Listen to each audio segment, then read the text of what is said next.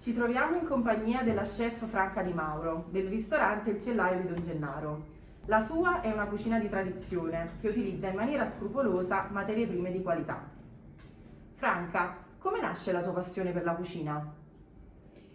Allora, nasce da molto lontano. Da piccola, ovviamente, le nonne, come in tutte le case, hanno un ruolo predominante nella passione della cucina, perché dalle nonne io mangiavo dei piatti che purtroppo non riuscivo poi a trovare gli stessi gusti in mia madre. Però poi, fino al giorno della mia laurea, non ho mai toccato una pentola.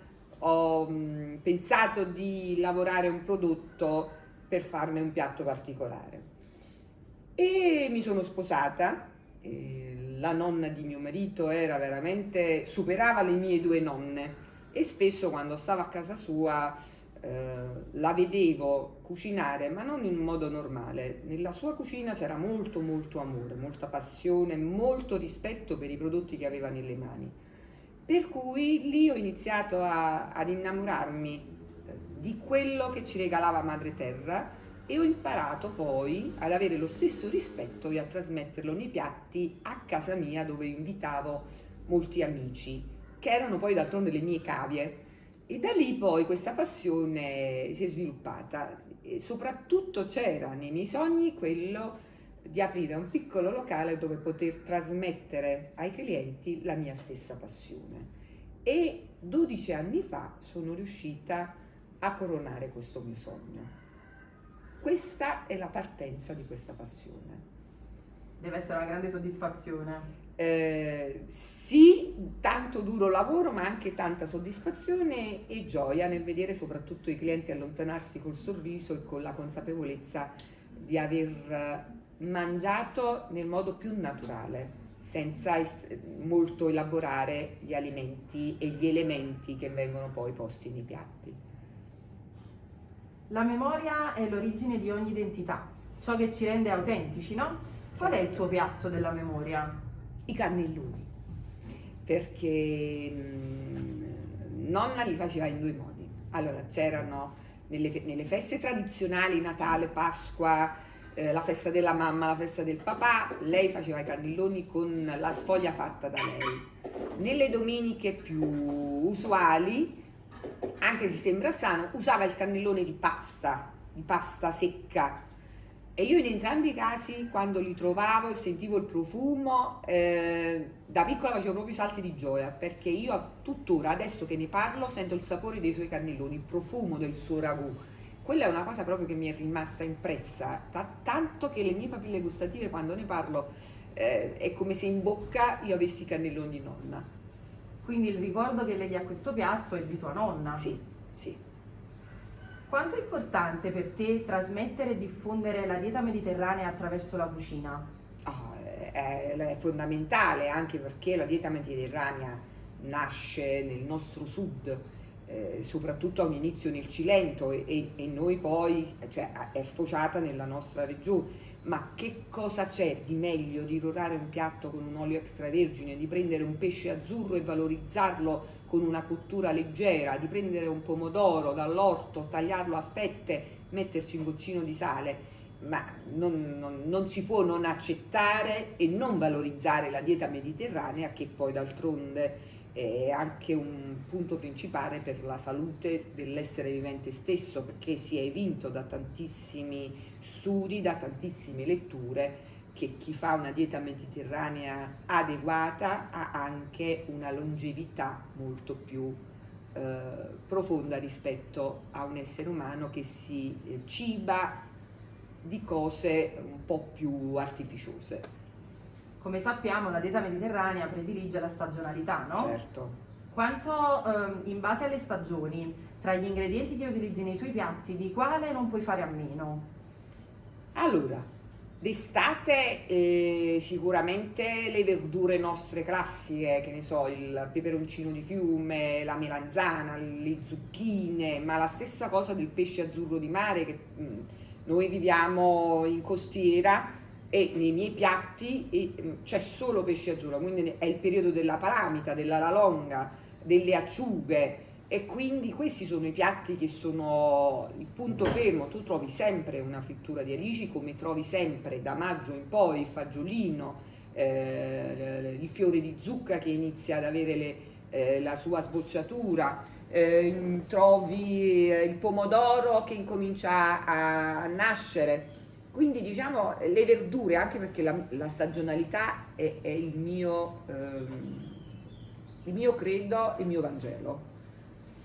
E il prodotto stagionale che preferisci di più, in quale piatto lo esalti maggiormente? Le melanzane, perché sono versatilissime.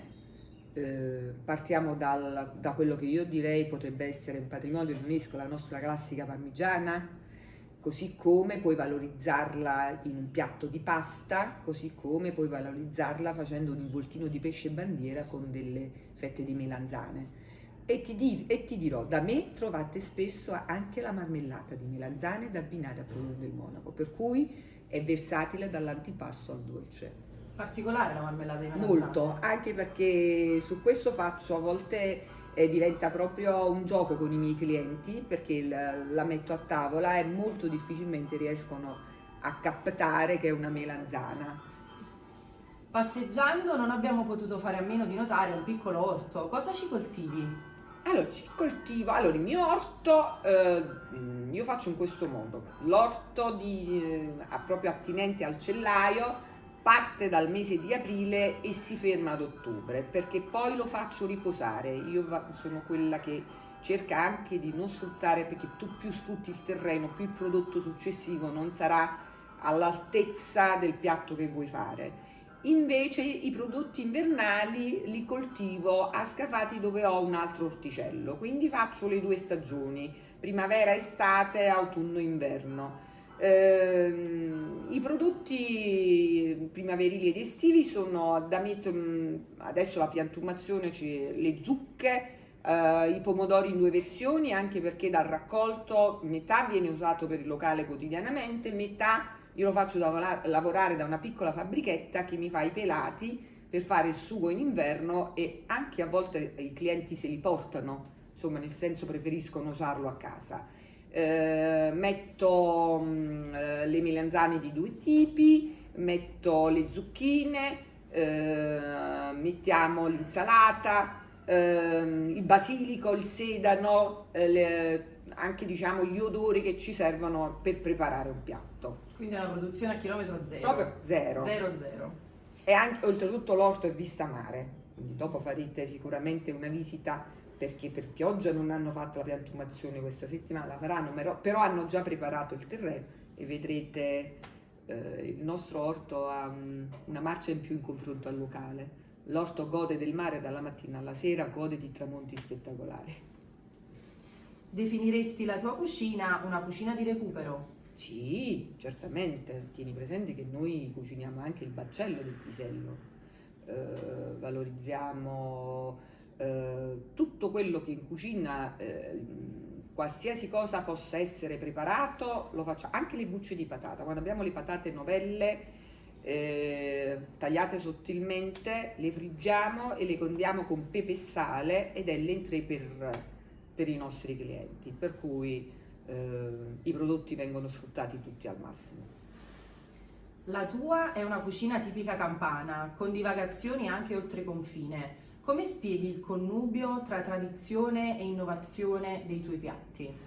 Allora, di innovazione non c'è un'innovazione estrema. Diciamo che nei miei piatti l'innovazione può essere una preparazione un po' più particolare, però la lavorazione del prodotto preferisco farla quanto più semplice, affinché sul tavolo arrivi il sapore completo, non perché l'innovazione non te lo dà, ma sono comunque dei processi diversi, per cui la mia è un'osteria e valorizzo il piatto nella sua semplicità. Se dovessi fare un'innovazione estrema non sarebbe poi più tanto il rispetto della mia ideologia di ristorazione, perché è una mia scelta, l'accetto, mi piace. Se io vado in un altro locale vado per vedere l'innovazione, però preferisco cucinarlo con un olio extravergine, che è l'unico olio che uso, solo per le fritture uso un olio adeguato alle fritture, poi nei miei piatti sia crudo che cotto trovo il mio olio, e gli odori che ho nel mio orto, perché c'è anche una zona dove ci sono solo odori mediterranei e quindi quelli mi servono per esaltare. L'innovazione ben venga, ma senza alterare il prodotto. Quindi ti avvicini di più alla tradizione. Certo. Il lato femminile dell'alta cucina italiana non è ancora riconosciuto come dovrebbe, perché spesso le donne vengono sottovalutate, vista magari anche la difficoltà di conciliare una carriera impegnativa con la vita familiare. Abbiamo piacevolmente notato che oltre te anche la tua executive chef è una donna. Quanto reputi importante questa figura?